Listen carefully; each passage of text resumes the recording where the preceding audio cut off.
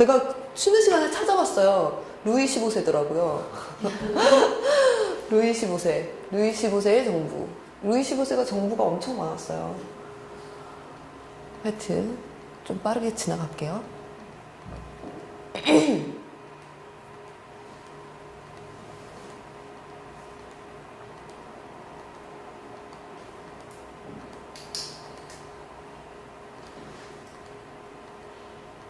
여기까지 봤는데 이 그림은 인터넷 보면 위키피디아 영문판에 친절하게 누가 만들어서 올려주셨더라고요.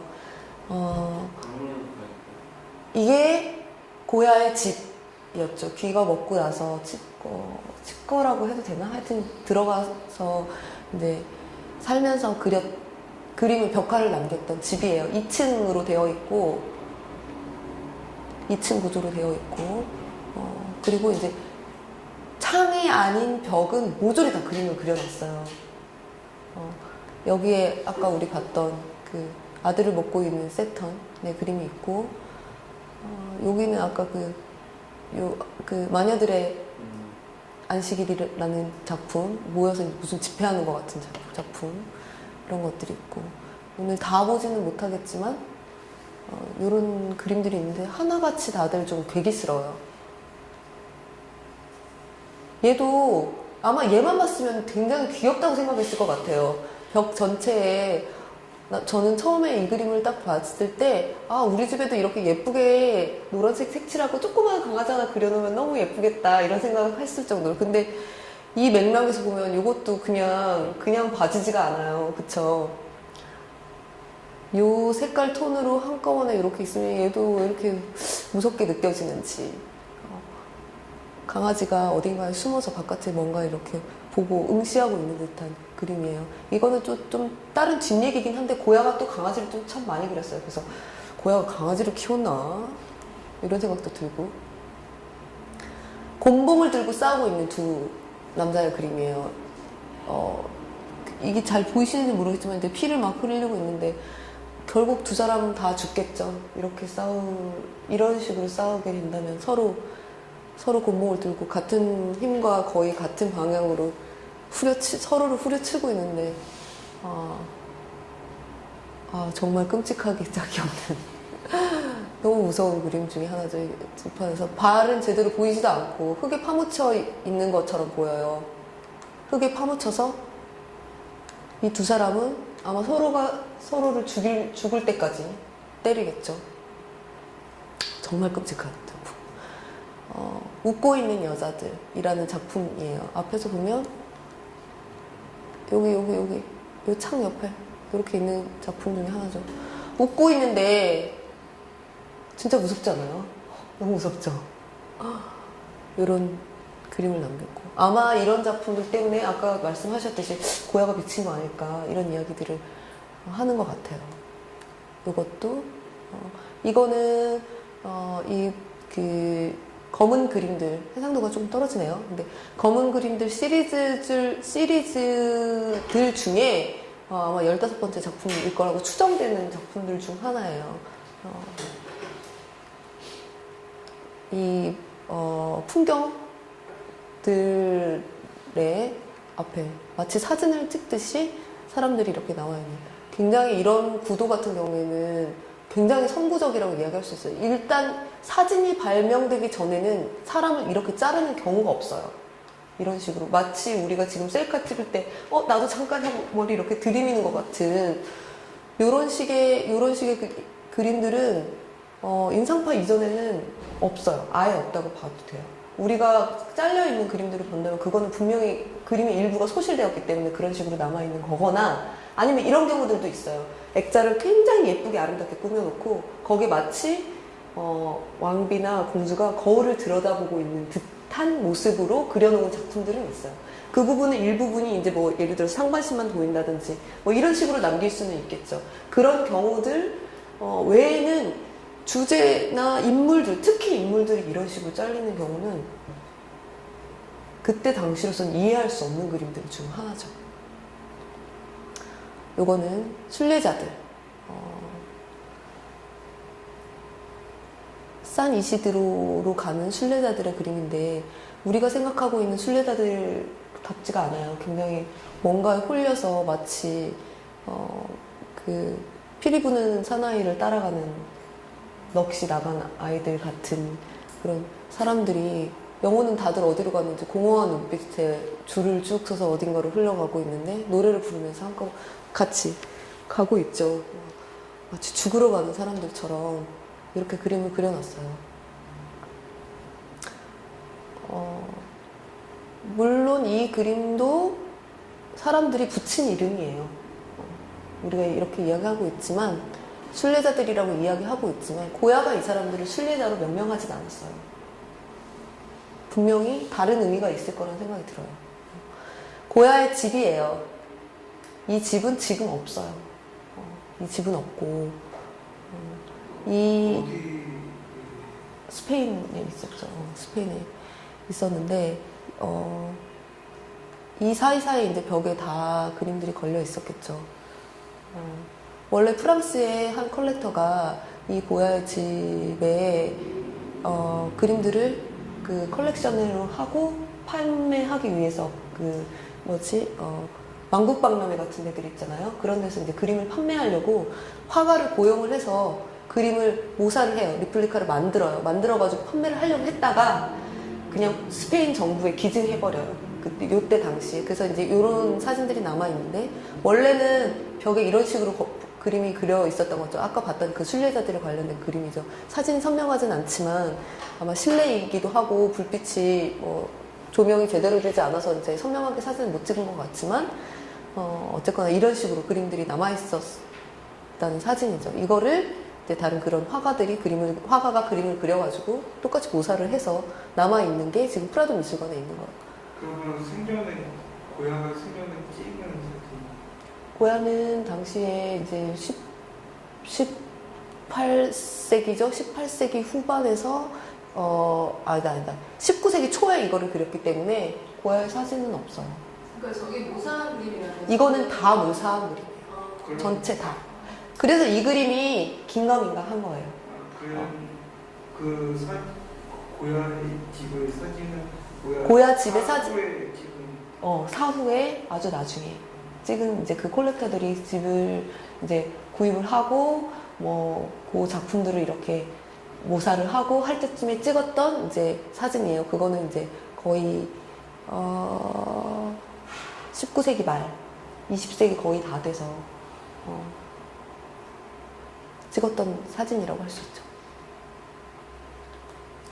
그러니까 그래서 이런 그림들이 이제 불분명한 거고, 그 그림이 이제 이 그림이 고 시리즈 중에 하나일 것이다 라고 얘기하고, 이 그림이 유독 이제 좀 그런 이유는 그 레플리카를 만들어 가지고 스페인 정부에 기증을 할 때 이 사람이 이 작품을 같이 기증을 안 했어요. 그래서 이 그림만 다른 곳에 가 있어요. 지금 다른 곳에 전시되어 있고 프라도 미술관은 지금 없어요. 스페인 정부가 소유하고 있는 게 아니기 때문에 지금 그래서 고야의 집에 있었던 작품일 것이다라고 추정만 하고 있는 거예요. 확실하진 않고. 요거는 이제 고야가 그렸던 그림 중에 하나, 누드 초상화 중에 하나인데, 마야의 누드라는 작품도 굉장히 유명하죠. 이 작품이 왜 유명하냐면 많은 사람들이 이제 궁금해 하세요. 왜 고야의 이 작품이 유명하냐. 선정적에서 유명한가? 네, 맞아요. 선정적에서 유명해요. 왜 선정적이냐면, 그동안 르네상스 시기를 비롯하여 고대 그리스 시대, 아까도, 그, 부쉐의 그림, 그, 루이 15세의 정부였던, 오미피라는 그 여자의 아주 더 야한 그림도 있는데 왜 이 그림이 그렇게 선정적이라고 생각이 들까? 누군가의 초상화를 누드화로 그린 적이 없었어요. 이제까지는.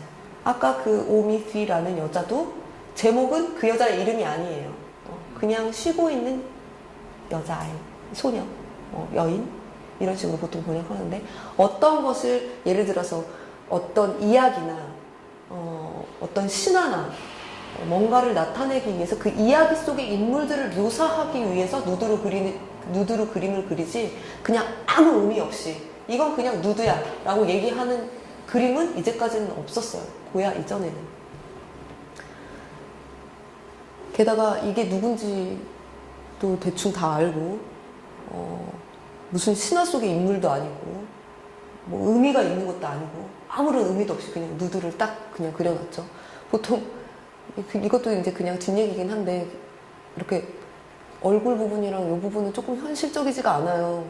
가슴 모양도 그렇고 좀 뭔가 좀 이상해 보이긴 해요. 이렇게 보통 사람 가슴이 이렇게는 안 생겼을 텐데 누우면 이렇게 안 되는데 그래서 약간 보면은 사람들이 이 부분만 많이 보게 돼요. 얼굴하고 가슴 부분. 가슴 모양이 좀 이상하다 뭐 이러면서 보긴 해요. 근데 보면은 다리 같은 부분들을 이런 굉장히 에로틱하고 사실적으로 굉장히 그림을 그렸어요. 고로 고야가 이렇게 붓터치를 흐리게 하거나 뭔가 비율이 안 맞게 한다는 것은 그냥 고야의 의도인 거예요. 사실적으로 그리고 잘 그리면 굉장히 잘 그리는 화가 중에 하나예요.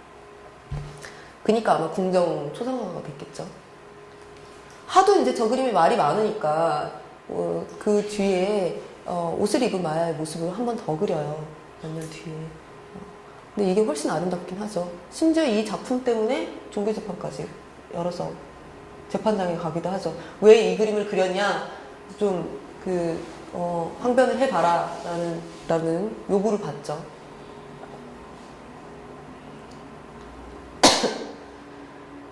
앞에서도 계속 말씀드렸듯이 고야는 궁중화가였기 때문에 왕과 왕비 가족들 그림을 많이 남겼어요.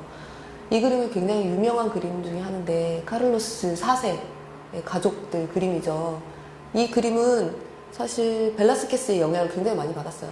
지난 시간에 벨라스케스 잠깐 봤는데 벨라스케스는 보통 로코코로 분류가 되는데 그림 한가운데는 아니구나.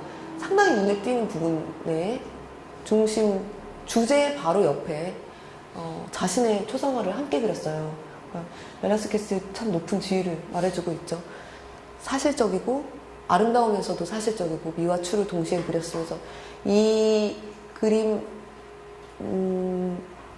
여러 가지 요소들이 굉장히 많이 들어있고 또 이런 오브제들, 거울이라든지 이 공주의 엄마 아빠가 여기에 들어있죠. 이 사람은 벨라스케스의 친척으로 알려져 있어요. 그러니까 여기 뭐라 그럴까? 보디가드는 아니고 타피스트리를 지키기도 했고 뭐 그러니까 보디가드는 아닌데 약간 이런 어떤 수호? 뭐라고 해야 되지? 하여튼 뭐 그런 지키는 사람이에요. 왕중의 사람들을 지키는 사람이기도 하고 타피스트리를 지키는 사람이기도 하고 이 사람이 진짜 보디가드예요. 사람들을 옆에서 이제 돌보면서 좀 보호해주는 역할을 하고 있는 사람. 이 사람이 이 두 비슷하게 생긴 여자아이 둘이 이제 시녀고 이 그림의 제목이 라스 메니나스라는 시녀들이라는 제목이죠. 이 그림은 벨라스케스는 지금도 뭐 스페인의 자랑이다라고 이야기할 정도로 뛰어난 화가였고 그 후세대 화가들이 너무나 이제 벨라스케스 묘사를 많이 했어요. 그림의 구도라든지 이런 것들이 너무 완벽했고 혁신적이기도 했었고 이 그림을 영향으로 고야가 이런 식으로 비슷한 구도의 그림을 그렸죠. 뭐 양식이라든지 이런 것들은 전혀 다르긴 하지만 영향을 받은 그림들 중 하나예요. 카를로스 4세와 부인인 루이자가 있고 이 사람이 페르디난도 다음 왕이 되죠. 다음 왕이 되는 왕자. 그리고 여기에 고야가 어둠 속에 이제 함께 하고 있어요. 아까 벨라스케스 그림처럼. 이 사람은 고도이라고 하는 요때 시대의 총리 정도 되는 사람이에요. 근데 그 사람하고 이 루이자하고 연인 관계였어요. 내연 관계였어요. 아마도 이 아이가 그 고도이의 사생아일 것이다라고 지금 이야기하고 있어요. 그림 이거 궁중화 앞에서 뭐 왕들의 초상화 몇 개 보긴 했었는데 느낌 혹시 어떠세요? 어떤 느낌 드세요? 그냥 잘 그렸다는 생각 드세요, 솔직히? 표정들도 별로 안 좋고 우리가 생각할 때 왕정에서 지난번에 우리 봤었던 헨리 8세 한번 생각해볼까요? 헨리 8세 생각해보면 굉장히 위풍당당하게 굉장히 섬세한 묘사로 그 사람의 인격을 보여줄 것 같은 정말 탁 튀어나올 것처럼 정말 묘사도 엄청나게 섬세하게 하고 그 사람의 인격을 보여주기 위해서 굉장히 좀 미화돼서 그렸을 거라는 생각이 사실 지금 들죠. 근데 이 그림은 전혀 미화되지 않은 것 같은 그림이에요. 그래서 참 이걸 하나하나 되게 표정이 별로. 재미 뭐라 그러지? 정석대로 그린 네네네, 맞아요. 소상화라고 한다면은 실제로 저 사람들 앞에 또 그 앞에 화가가 네네. 그 앞에 서가 그 서 있는 그 모습 그대로 네네, 보통은 그렇게 그려요. 모델을 하죠, 보통. 근데 보통은 또 우리가 카메라 옵스큐라 이야기 전에 했었잖아요. 근데 이렇게 다 모일 수가 없는 경우들이 많아요. 그러면은 한 사람씩 그림을 그리고 그 그림을 다시 이런 구도를 통해서 구도를 짜가지고 거기에 이제 하나씩 배치를 하거나 그런 경우들이 또 많아요. 보통은 단체로 그림을 그리면 보통은 그렇게 그린다고 생각하시면 돼요. 왜냐하면 지금도 바쁜 사람들 다 한 자리에 다 모이기 힘든데 이 사람들도 아마 마찬가지였을 테고 그리고 이 그림은 정확히 어떻게 그런 방식으로 그려졌는지 아닌지는 잘 모르겠어요. 각각 한 명씩 고야가 불러가지고 그림을 데생을 한번 해보고 이 그림을 최종적으로 완성을 했는지 안 했는지는 잘 모르겠지만 그랬을 거라고 그냥 제 개인적으로 그냥 생각해요. 그럼 보통은 그렇게 많이 하기 때문에. 저분은 사실대로 안 그려도 되는. 사실대로 그거는 이제 작가의 역량이 있는 거죠. 작가의 역량으로 어떤 좀 미화를 시키거나 조금 어떤 부분 사실적으로 표현을 하거나 아니면 자신만의 화풍으로 조금 그림을 그리거나 하는 경향들이 있죠. 근데 어쨌거나 이 그림은 고야의 방식대로 그림이 그려졌고 아름답게 묘사는 안 됐어요. 분명한 거. 그래서 옷은 다 모였을 정도도 그렇게 사실대로 안 그려도 된다. 그거는 보통 이제 작가의 역량을 믿고 의뢰를 하는 거니까 그냥 작가의 스타일대로 나는 뭐 내가 그림을 그리는 건 아니니까 당신의 스타일대로 당신의 스타일이 마음에 들어서 그러니까 당신 스타일대로 그림을 그려주세요 라고 이제 부탁을 하는 하고 이렇게 주문을 하는 거겠죠. 아마 이것도 그림으로 역사상으로 남았고 그랬던 걸 보니 고야에게 카를로스 4세가 특별히 불만을 가지거나 이야기하진 않았던 것 같아요. 아마 어쩌면은 내가 예술을 이해한다. 그러니까 이제까지 사실주의적인 화풍에서 점차 이런 식으로 변화하고 있는 중에 그려진 그림이기 때문에 고야의 스타일을 오히려 찬미했을 가능성이 크고 굉장히 못생기게 그려졌지만 이것이 이제 새로운 그림의 양식으로 역사에 남을 거라고 아마 생각했을 수도 있죠. 단지 이런 가족화는 추후에는 그리지를 않았고 아마 제 생각에는 카를로스 4세가 이런 그림들을 보고 후에 좀 자신의 아름다운 모습을 남기고 싶다라는 욕망을 가졌을지도 모른다는 생각이 들어요. 왜냐면 뒤에 나중에 보겠지만 다른 화가들에게 자신의 초상화를 좀 주문을 하고 좀 미화시켜서 그린 그림들이 남아있거든요. 어쨌거나 넘어가 보면 이거는 이제 고야가 벨라스케스의 그림을 모사한 작품이에요. 대충 이런 구도들을 연습을 해보고 그리고 이제 앞에서 봤던 그런 가족화를 그릴 때 아마 참고했겠죠. 말이 나온 김에 이제 벨라스케스의 작품이 나왔으니까 벨라스케스가 얼마나 많이 패러디가 됐는지 특히 피카소에 있어서 그래서 피카소가 벨라스케스의 그 시녀들이라는 작품들을 모사한 거를 이제 몇 개 쭉 가져와 봤어요. 알아보시겠어요? 사람들이 여기 이렇게 여기 저 뒤에 문 뒤에 있는 이게 다 얼굴이니까 이게 사람들이겠죠. 강아지까지 그리고 자신만의 스타일로 변형하는 것들이 보여지죠. 제가 이거 도판 사이즈를 찾을 수가 없어가지고 그냥 가져오긴 했는데 사실 크지 않아요. 한 요만 하나? 조그마한 작품들을 연작으로 굉장히 많이 그려놨어요. 아이들이 그렸을 법한. 하지만 어떤 요소들은 굉장히 잘 남겨줬고 재미있게 작품을 남겼죠. 색깔과 뭐 이런 것들 보면 이런 작품들도 있고 이게 사실 라스 메니나스 피카소의 라스 메니나스라고 이야기를 하면 보통 이 작품을 많이 떠올려요. 왜냐면 이 작품을 진짜 크게 만들었거든요. 그 벨라스케스의 작품도 굉장히 큰데 그 작품을 맘먹게 크게 그렸어요. 아마 요 양식으로 이제 그리는 게 본인의 마음에 들었는지 크게 작품을 하나 남겼어요. 흑백에 가깝게 색깔을 칠했는데 굉장히 매력 있어요. 이 작품. 이것도 그런 맥락에서 이제 그려놨다. 옷은 굉장히 화려하지만 빛이 한쪽에서부터 이렇게 흘러나오고 있고 어둠 속에 있는 색들과 반짝이는 어떤 훈장들 뭐 이런 것들 자수들 굉장히 잘 표현됐죠. 이거는 그 이후에 고야 이후에 다른 화가가 이제 그렸던 카를로스 4세의 모습이에요. 훨씬 잘생기게 그렸는데 이후는 아니고 그 비슷한 즈음인가 보다. 그 즈음에 이제 그려졌던 작품이에요. 근데 이 그림을 봐도 미화된 작품인지는 알겠는데 그렇다고 해서 썩 잘생긴 것 같진 않아요. 그쵸? 이것도 고야가 그린 거예요. 이것은. 그러니까 고야가 얼굴을 못 그려서 그렇게 그린 건 아니에요. 그냥 그런 스타일로 그림을 그렸다는 거죠. 이거는 훨씬 전에 그 가족화를 그리기 훨씬 전에 궁중에 들어가서 그렸던 그림이죠.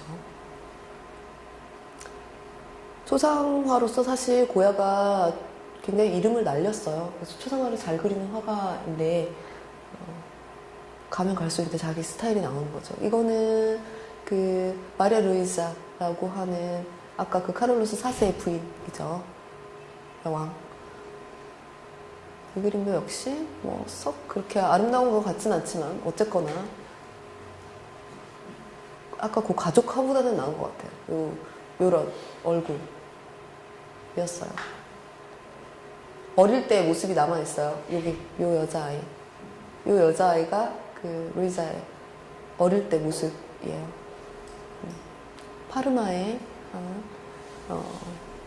공주였던 거죠. 얼굴 보니까 비슷한 느낌은 있는 것 같아요. 굉장히 썩 예쁘진 않았지만 어쨌거나.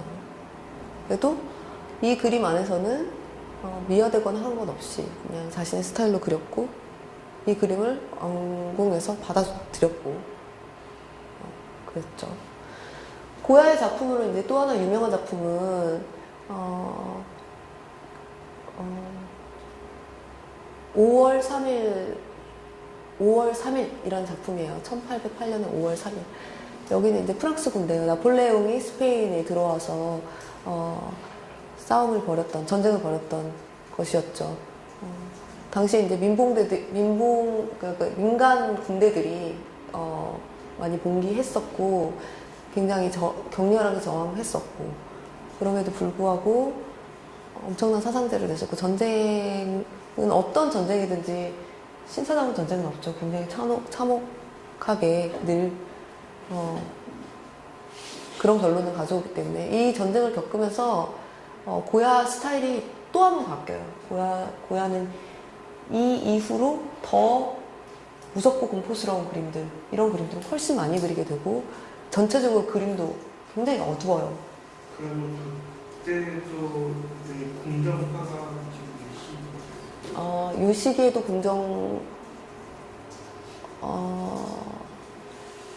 이 시기엔 궁정화가가 아니었을까요? 제가 연도는 정확하게 지금 잘 모르겠어요. 근데 이 시기에는 아마도 그냥 개인적인 그림을 그리지 않았을까 지금 생각해요. 정확히 한번 찾아볼게요. 하늘은 별도 하나도 없고 빛원이 하나도 없죠. 빛은 오로지 빛이라고 하면은 이 프랑스 군인들이 가져온 랜턴 박스가 하나 있어요. 빛이 밑에서부터 올라오고 있죠. 이 사람은 흰색 옷을 입고 있는 민간인이에요. 이미 죽은 사람들이 있고 흰색 옷을 입고 있는 걸로 보아서 이 민간인은 굉장히 뭐랄까 무고한 사람들을 의미하고 있는 것처럼 보이죠. 반면 군인들의 얼굴은 보이지도 않고 가차없이 총을 날리는 것 같은 구도로 그림이 그려져 있죠. 보통 총 딱 들고 손 들어! 관장님 손 들어! 관장님! 관장님! 네. 손 들어 해보세요. 손 들어! 네, 손 들어 하면 어떻게 손 드시나요? 이렇게 하거나 뭐 이렇게 하거나 이렇게 하는 건 좀 이상하지 않아요? 그렇죠? 근데 이 사람은 총으로 하고 있는데 이렇게 손을 들고 있어요. 이 모습은 마찬가지로 고야가 그렸던 이 예수님이 십자가에 못 박히는 모습을 그대로 사실 그리고 있어요. 이렇게 팔을 벌려서 마치 십자가에 못 박히는 모습처럼. 이게 그냥 단순한 해석이 아니라 이거는 이제 예수님조차도 이렇게 뭉그러지는 모습을 보여주기 위해서 이제 잠깐 가져왔고요. 단순한 해석이 아니라 여기를 보시면은 아실 거예요. 못 박힌 자국이 있죠. 그러니까 진짜 예수처럼 그린 거예요, 이 사람은. 이 민병대의 군인들은 예수와 같은 거예요. 고야가 표현하는 방식이죠. 그냥 굉장히 두려움에 떨고 있지만 무고한 시민이라고 마치 순교자처럼 표현이 되어 있는 거죠. 손에 이제 못 박혀 있는 자국이 이제 선명하게 보이죠.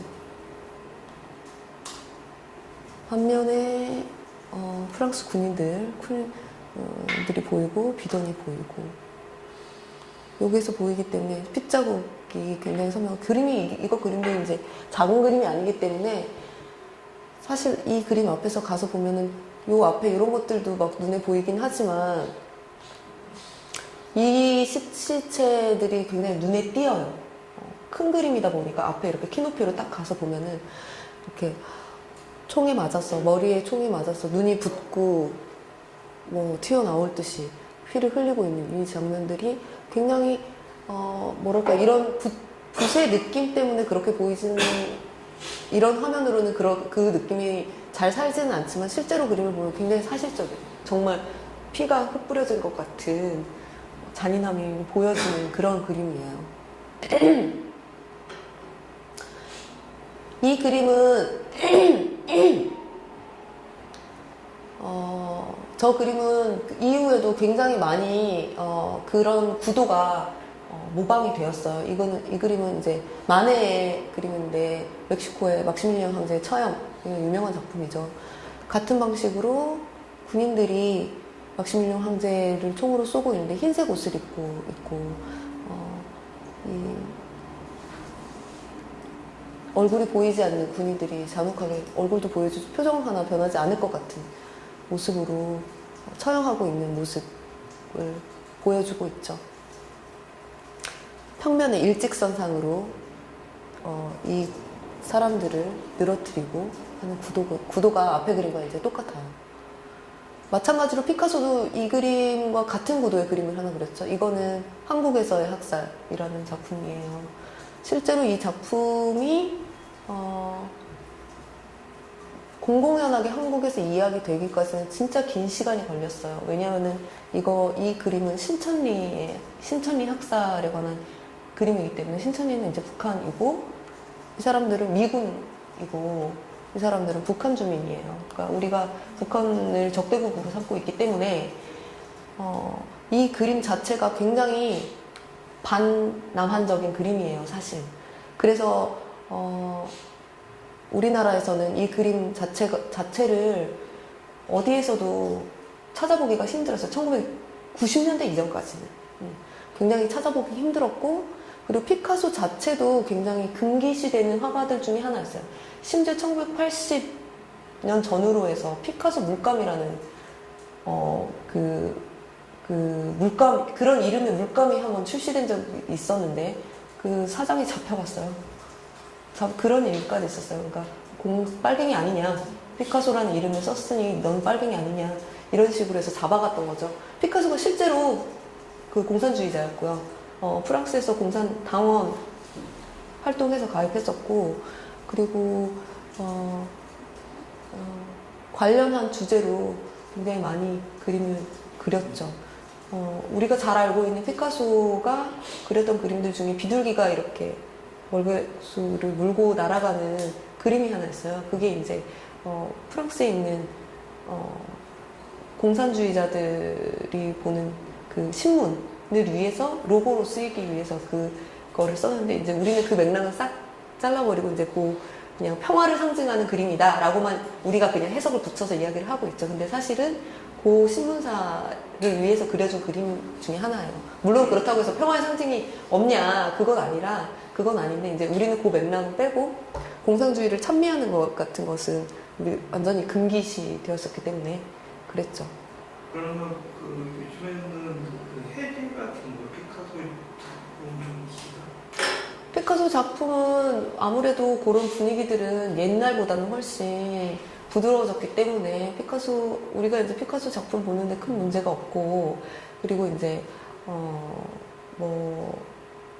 전시도 실제로 하고 있고, 그렇지만 이제 이 작품이 오거나 한 적은 없는 걸로 알고 있어요. 우리나라 관련된 작품임에도 불구하고 우리나라 전시된 적은 없는 걸로 알고 있어요. 아직도 그 전시 품목의 전시 작품의 기준이 정해져 어떤 건 안 되고 국가에서 검열을 하는지는 자세히 잘 모르겠어요. 그거는 잘 모르겠지만 어쨌거나 이 작품에 관한 해설을 쓸 때 이거는 이제 외국에서는 명백하게 신천지 학살에 대한 그림이다라고 그냥 명백해요. 그냥 그런 맥락이고 뭐고 이런 게 없이 그냥 이거는 신천지 학살에 관한 그림이다라고 되어 있는데, 우리나라 같은 경우에는 이 그림을 해석하는 글을 쓰거나 할 때는 논란이 있다라는 식으로 이렇게 뭉개서 쓰는 경우들이 이제 간간히 있었죠. 옛날에는 훨씬 더 했을 테고. 근데 옛날이라고 해봤자 그래도 1990년대예요. 이거에 대해서는 이제 정치적인 이유 때문에 아무래도 이야기하기가 좀 꺼려졌던 거겠죠. 어쨌거나 이 그림 역시 앞에서 봤었던 고야가 그렸었던 5월 3일의 그림, 1808년에 5월 3일 그림과 같은 구도로 그려졌고, 그것에서 영감받아서 그려진 그림이라고 할 수 있죠. 군인들과 얼굴 표정을 알 수 없는 군인들, 여기서는 완전히 로버트처럼 그렸죠. 그러니까 순진하고 때묻지 않은 모습들로 그려졌죠. 완전히 이쪽은 누드고 게다가 임신까지 하고 있고, 여기서는 그냥 로버트처럼 갑옷을 입은 것처럼 그려졌죠. 그러니까 그 구도 완전히 대립되는 두 구도로 그려졌다는 거죠. 이렇게 여기서도 마찬가지죠. 어둠과 빛을 갈라놨고, 여기는 비록 이 랜턴이 프랑스 군인들이 가져왔었던 빛이었겠지만 이 빛이 요렇게만 비치고 있죠. 요렇게만 순진하고 빛으로 있는 무고한 사람들과 어둠 속에 있는 군인들의 모습인 거죠. 대립되는 거죠. 이 낭만주의를 이끌었을 때는, 낭만주의 시기가 프랑스에서는 특히 혁명의 기간, 프랑스 혁명이 일어나는 그 기간하고 굉장히 많이 맞물려요. 이 그림은 한참 나중에 그려진 그림이라 사실 그 낭만주의 그림과는 관계가 없긴 하지만, 당시 프랑스의 어떤 느낌들을 그냥 전달하기 위해서 그림들을 가져왔어요. 낭만주의 시기에는 출판물이 엄청나게 많이 쏟아져요. 그리고 굉장히 많이 팔리고, 전체 인구 중에 25%가 독자층이라고 이야기할 수 있을 정도로 많은 사람들이 책을 즐겨 읽었고, 그만큼 출판 시장이 호황이었어요. 사람들이 굉장히 많이 책을 많이 읽었는데, 문제는 사제들도 그렇고 정치하는 사람들도 그렇고 책 읽는 것을 긍정적으로 평가하지 않았어요. 여자들이 책을 읽는다? 네 할 일은 안 하고 무슨 책을 읽어? 약간 이런 식인 거죠. 이 그림도 약간 그런 느낌처럼 그려져서 그냥 책을 보면서 히히덕거리는, 그냥 소일거리를 하고 있는 여자처럼 보이죠. 자신이 갖고 가야 할 것은 하지도 않고 시간을 이렇게 낭비하는 것처럼. 학생들이 책을 많이 읽으면 당시에도 걱정했어요. 왜 책을 읽지? 너희들이 무슨 생각을 하고 있지? 아까 앞에서 봤던 소크라테스의 죽음 기억나시죠? 그런 것처럼 위에서 뭔가를 가르치고 주입해 주는 것이 아니라 책을 읽는다는 것 자체는 스스로 해석하고 무언가를 찾아 나선다는 것을 의미하고 있기 때문에 정부에 반하는 무언가를 하고 있다는 것을 의미하기도 했어요. 그래서 마치 소크라테스처럼 책이라는 존재 자체가 소크라테스인 것처럼 많은 사람들이 생각했었고, 다비드는 그런 맥락에서 이제 소크라테스의 죽음을 그림을 그렸던 거죠. 그런 분위기. 이 그림은 들라크루아의 사르다나 팔의 죽음이라는 작품이에요. 낭만주의를 대표하는 그림이기도 하죠. 낭만주의를 이야기함에 있어서 혁명 이야기를 안 할 수 없겠지만 또 하나 중요한 것 중에 하나가 관조라는 거예요. 관조라는 거는 어떤 태도를 이야기하는 건데, 그냥 뭔가를 바라볼 때 무관심적으로 응시하는 것, 이런 것들을 의미하는 거죠. 뭔가를 예술로서 바라보게 된다라는 것 자체는 나에게 있어서 어떤 이익이나 어떤 내 존재에 위협을 가하는 것 자체하고는 관계가 없어야 예술로서 바라보게 되는 거예요.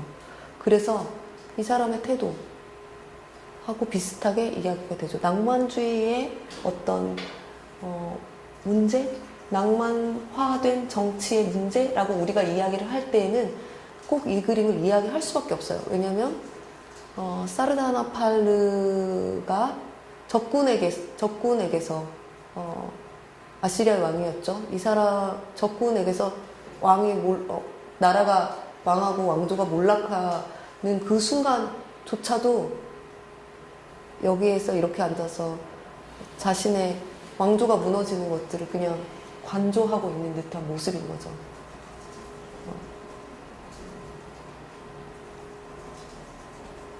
낭만주의의 문제라고 이야기를 아까 말씀드렸는데, 낭만주의가 정치화했을 때 직접적인 실천에, 물론 초기 낭만주의에는 직접적인 실천에 많이 그것을 많이 주장하기도 하고 실천도 많이 하기도 하고 하는데, 점점 낭만화 되면서 사실 정치를 진짜로 낭만화 해버려요. 그래서 그런 것 자체도 그냥 관조하게 되는, 이런 태도로 관조하게 되는 경향들이 없지 않아 있어요. 그래서 낭만주의의 문제라고 이야기를 보통 하긴 하죠.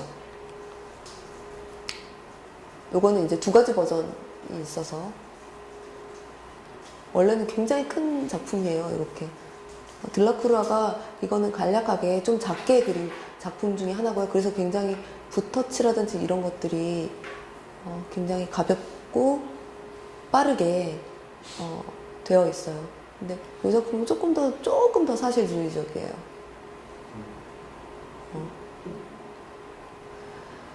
들라크루아의 또 다른 작품 중에 하나는 민중을 이끄는 자유라는 제목의 작품이에요. 이 작품까지만 하고 수업 끝내면 될 것 같아요. 프랑스 혁명 당시에 이제 분위기를 보여주는 그림이에요. 1830년에 일어났었던 7월 혁명을 목도하면서 이제 그림을 그린 거죠. 이 그림을 보면 이 그림에서 재밌는 거는 다들 모자를 쓰고 있어요. 등장인물들이. 다들 모자를 쓰고 있고 다들 신분을 나타내주고 있어요. 그래서 이 작품에서는 간과할 수 없는 게 이제 모자를 한 번씩 살펴보는 게 이제 굉장히 큰 재미예요. 자유라고 불리는 이 의인화된 사람, 여인, 근데 모자가 있는지 없는지 모르는 분들이 이제 많이 계시는데, 왜냐면은 이렇게 머리가 흩날리고 있어가지고 언뜻 보면 모자 썼는지 잘 모르실 수도 있어요. 근데 모자를 쓰고 있어요. 마치 스머프 모자 같은 걸 쓰고 있죠. 이거는 로마 시대에 있었던 자유인을 뜻하는 모자예요. 노예가 되었다가 그 노예 신분에서 해방되어서 쓰는 모자.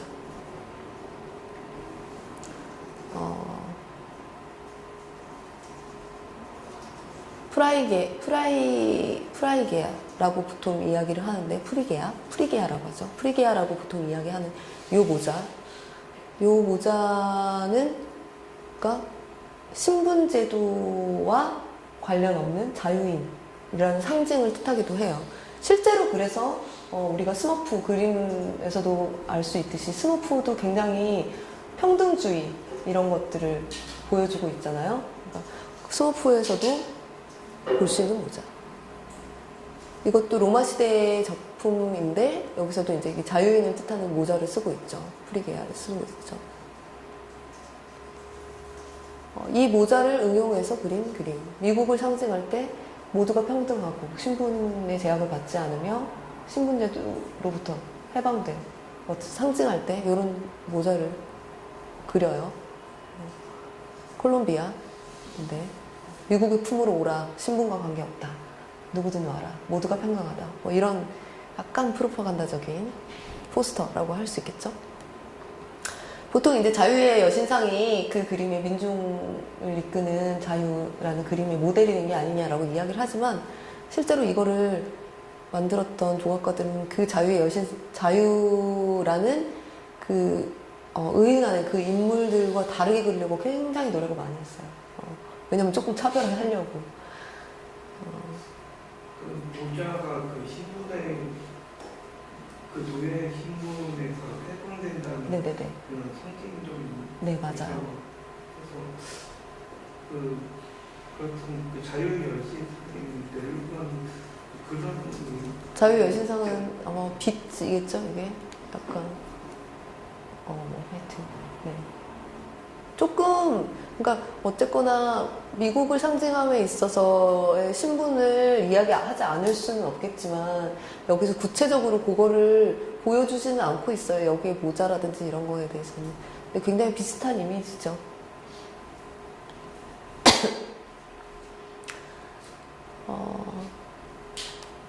이 그림에서 이제 보여지는 게 이 소년, 기로시라는 소년이 보이고, 기로시가 아니지. 이 소년이 모델이 되어서 그 빅토르 위고의 레미제라블, 거기에 보면 기로시라는 소년이 나와요.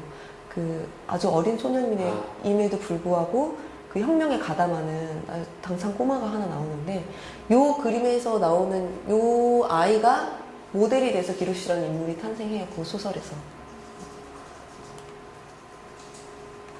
양손에 이 권총을 들고 있고, 멀리 보이면 여기에 이제 삼색기가 보여요. 앞에 이제 이 자유가 들고 있는 요 삼색기하고 같은 삼색기가 멀리 여기 노트르담 성당인데, 노트르담 성당에 두 탑이 보이는데, 거기에 끝에 이렇게 삼색기를 흔들고 있는 것이 보여요. 여기 보면 들라크루아 사인이 보이고, 1830년이라는 것이 보이고. 네. 가브로시구나. 기로시가 아니라. 가브로시. 네. 여기 뮤지컬의 한 장면. 뮤지컬에서도 이 장면을 이제 패러디를 한 거죠. 이 이미지를 차용해서 아이가 노래하는 장면을 마치 들라크루아의 작품의 일부인 것처럼 연출을 했어요. 여기 보시면은, 이 사람은 이런 모자를 쓰고 있죠. 이 사람은 노동자 계층을 뜻해요. 칼도 있고, 권총도 들고 있고. 보통, 이렇게 헐렁한 바지들은 노동자 계층을 의미해요. 귀족층이라고 하면 허벅지가 붙지 않아도 무릎 밑으로는 붙게 입었어요. 이 당시에. 딱 붙게. 이렇게 방방하더라도 밑으로는 쭉 이렇게 딱 붙는 옷을 입었어요. 그래서 요거 자체만으로도 그냥 노동자 계층인 것을 보여주고 있어요. 여기 뒤에 보면은 마이콘이라고 불리는 모자죠. 두 꼭지점을 가진 이렇게 생긴 모자. 프랑스 하면은 뭐 보통 많이 생각나시죠? 이런 모자를 쓰고 있고, 실크 해트. 이렇게 길쭉한 모자를 쓰고 있죠. 여기 앞에는. 이 사람은 원래는 요 얘기부터 먼저 해야 되겠다. 이 사람은 들라크루아의 자화상이 아닌가라고 이제 추측하고 있어요. 근데 의견이 분분해요. 무슨 연극 연출을 하는 사람이다, 뭐 어떤 다른 뭐 누구다, 뭐 이렇게 이야기가 있는데 확실하진 않아요. 들라크루아가 들라크루아가 자신을 초상화에 넣었는지는 모르겠어요. 왜냐하면 들라크루아 자체가 본인이 혁명에 가담하진 않았거든요. 찬성은 했지만 직접적으로 무슨 일을 하거나 한 건 없었어요. 그래서 이게 초상화가 본인의 초상화가 아닌가 보통 이렇게 이야기하고 있어요. 들라크루아 사진이에요. 조금 비슷한 것 같기도 하고 콧대가 좀 날카로운 건 비슷한 것 같기도 하고 근데 느낌은 좀 다른 것 같아요. 이거는 이제 그림. 잘 모르겠어요. 당시 이제 실크햇, 우리는 이제 보통 실크햇이라고 하면은 링컨의 상징처럼 여겨지고 있죠. 보통 실크햇이라고 하면 귀족의 상징은 아니에요. 이때 당시에는 중산층, 시민 계급의 상징이에요. 새롭게 권력을 가지기 시작한. 영국에서는 옛날에 원래는 그냥 귀족층들이 쓰고 있었던 거죠. 영국에서의 귀족, 여자 귀족이 이제 쓰고 있었던 그런 뭐라 그럴까 실크햇의 원형 같은 건데요. 슈가로프라고 부르는 이런 형태. 여기는 이제 네덜란드죠. 네덜란드에서도 이런 귀족들이 원래 썼었던 모자였지만 시민들이 쓰게 되면서 어떤 뭐라 그럴까 권력을 시민들이 갖게 되는 것을 보여주는 거기도 하죠. 이때 당시 그래서 이 사람은 중산층, 새롭게 권력을 갖기 시작하는 중산층 을 상징한다고 이야기할 수 있고 라이플을 들고 있죠. 아까 뒤에서 이제 잠깐 봤는데 요거는 하나, 둘, 셋 꼭지점이 3개가 있죠. 보통 트라이콘 이렇게 부르는데 요거는 이제 귀족들을 상징해요.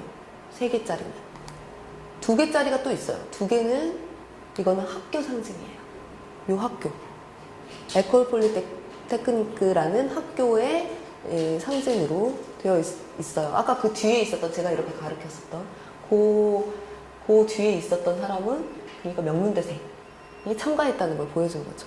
당시로서는 굉장한 명문 학교. 여기 뒤에 이렇게.